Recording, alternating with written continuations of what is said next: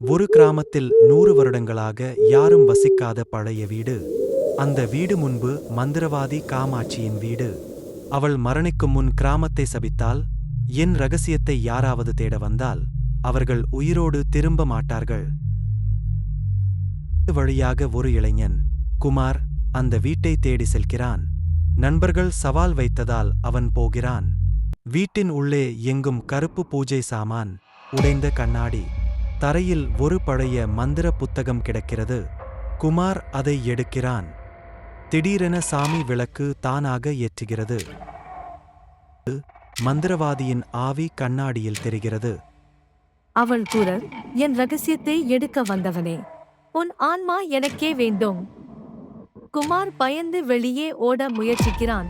கதவு தானாக மூடுகிறது. மந்திரவாதி சாபம் சொல்கிறாள்.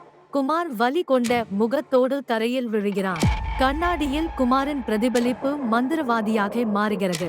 அடுத்த நாள் காலை வீட்டு கதவு மெதுவாக திறக்கிறது. யாரும் இல்லாத வீட்டில் கண்ணாடியில் மந்திரவாதியின் புன்னகை மட்டும் தெரிகிறது. குமாரின் குரல், என்னை காப்பாற்றுங்கள்.